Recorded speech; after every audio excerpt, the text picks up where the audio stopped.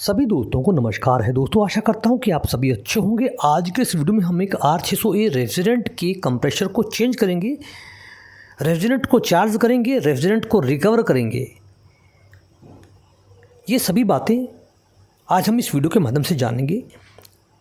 इस Iceland refrigerator का ये कंप्रेसर ख़राब हो गया है और इसमें R600A रेफ्रिजरेंट भरा हुआ है। दोस्तों, R600A रेफ्रिजरेंट एक हाई फ्लेमेबल गैस है। इसके बारे में वो सभी बातें जो आपको जानना ज़रूरी है। अगर आप इस पर नया काम शुरू कर रहे हैं तो इस वीडियो में लास्ट तक बने रहिएगा। अगर वीडियो अच्छा लगे तो लाइक और शेयर भी अवश्य कर दीजिएगा और चैनल को सब्सक्राइब करना मत भूलिएगा अगर आप मेरे चैनल पर नए हैं। दोस्तों, मैं अभी सबसे पहले पियर्सिंग प्लायर का यूज़ करके कंप्रेसर की प्रोसेस पाइप से R600A रेफ्रिजरेंट को रिकवर कर रहा हूँ। दोस्तों, बातों को ध्यान से सुनिएगा।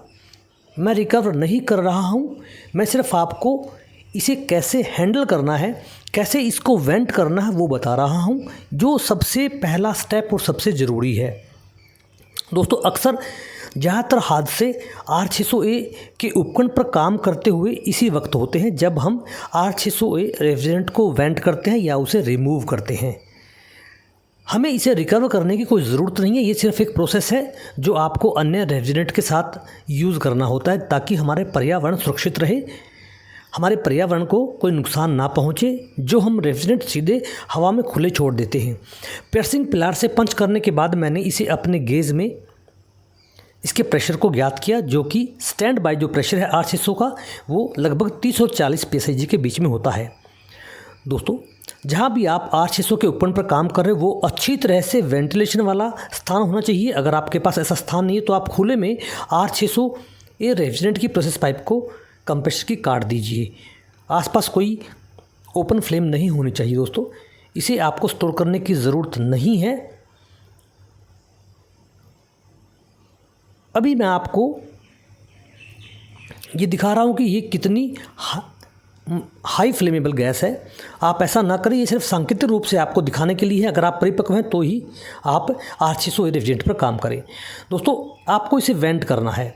एक कम से कम 5 मीटर की लंबी पाइप को प्रोसेस पाइप से जोड़कर इसे खिड़की से बाहर कर देना है। आपके उस स्थान पर एग्जॉस्ट फैन होना चाहिए, आपके उस स्थान पर आग बुझाने वाला सिलेंडर होना चाहिए।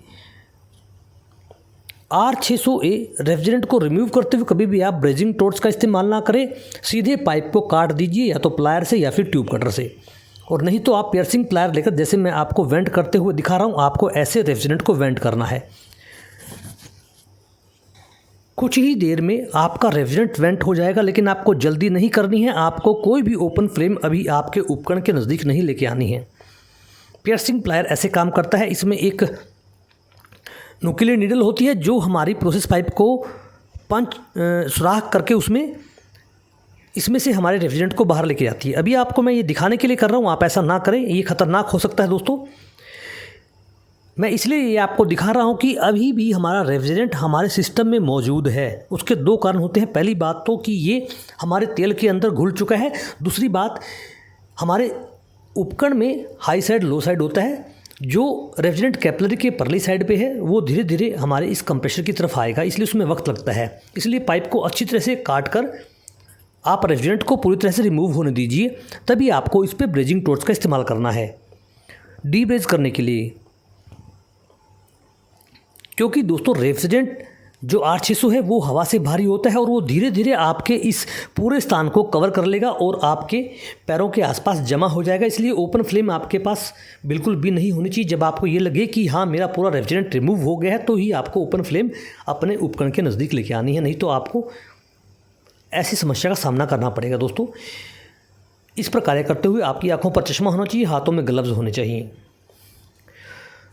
दोस्तों, R600A रेफ्रिजरेंट किन परिस्थितियों में जलती है?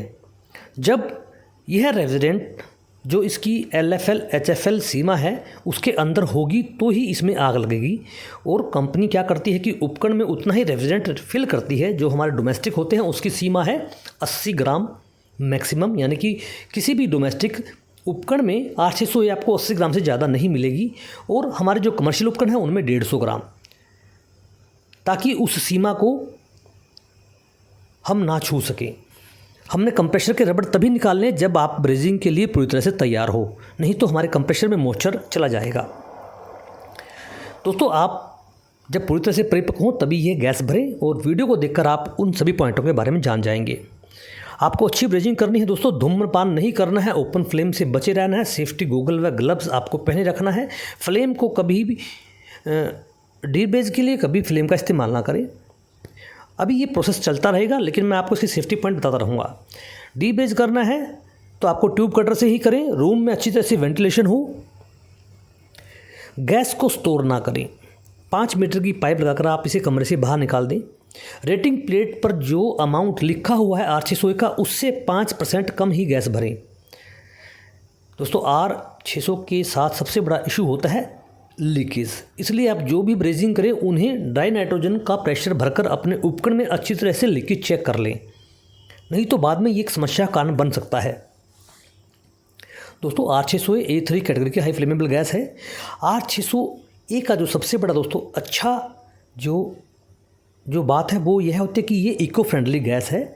ये ना तो ग्लोबल वार्मिंग करती है, ना ही ओजोन का डिप्रेशन करती है, और इसका जो सेल्फ लाइफ है, जीवन चक्र, वो बहुत छोटा होता है। 1 साल के अंदर ही ये अपने आप को वातावरण से बाहर कर लेती है, जबकि R134A दोस्तों लगभग 16 साल हमारे वातावरण में घूमती रहती है और हमारे क्लाइमेट को गर्म करती है, जिससे ऐसे में बाढ़ आना, अकाल पड़ना, बीमारियों का आना, ये सब इसी वजह से ज़्यादातर होता है। हम इस उपकरण में 50 ग्राम R600A रेफ्रिजरेंट को भरेंगे। इसलिए जैसा मैंने आपको बताया, जो सबसे बड़ा रिस्क होता है R600A के साथ वो होता है लीकेज का, इसलिए आपको हर ब्रेजिंग चेक करनी है डाई नाइट्रोजन डालकर।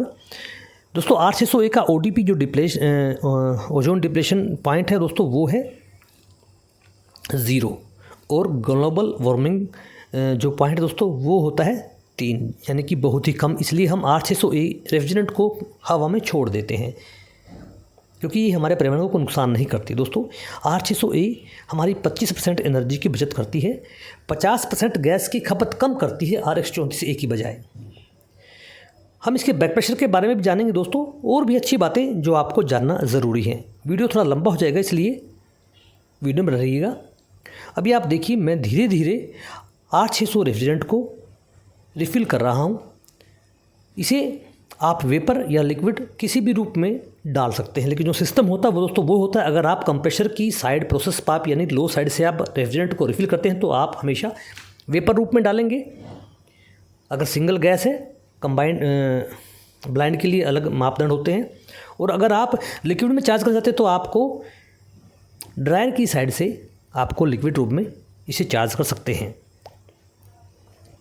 दोस्तों 1 kg R134A लगभग 1.43 टन CO2 कार्बन डाइऑक्साइड को जन्म देती है।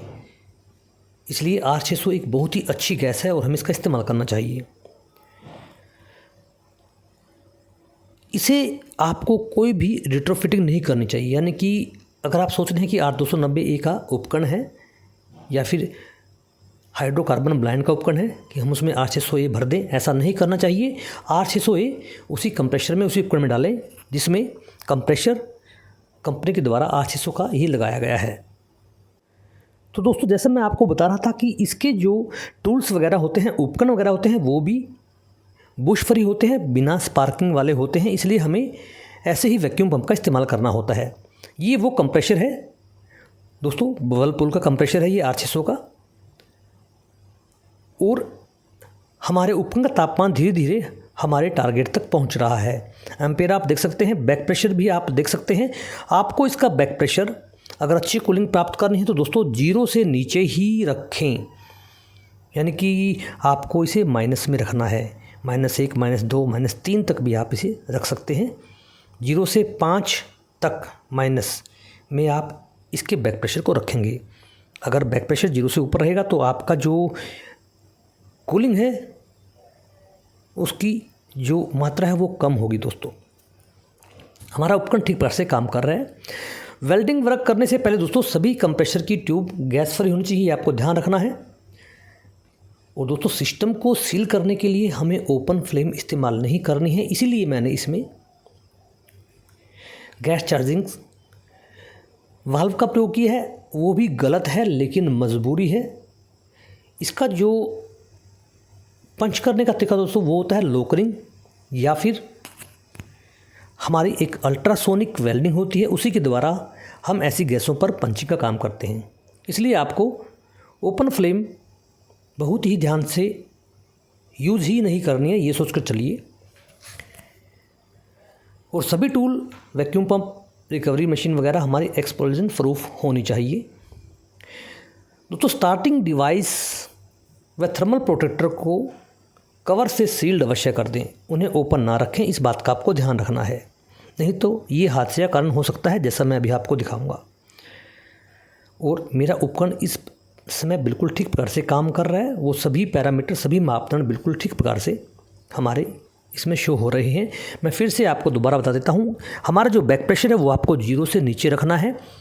और सबसे बहुत ज़रूरी बात, उपकरण पर लिखा हुआ गैस का वजन, उतनी ही गैस अगर आप इसमें आँख मूंद के भी डाल देंगे तो आपका रिजल्ट सबसे अच्छा आएगा, बजाय कि बैक प्रेशर को देखकर, क्योंकि बैक प्रेशर मौसम के हिसाब से कम ज़्यादा हो जाता है। आप देख सकते हैं कि मेरे उपकरण तापमान अब 0 डिग्री के आसपास आ चुका है, यानी कि मेरा उपकरण बिल्कुल अपनी पूरी क्षमता से और पूरी टाइमिंग से सही काम कर रहा है।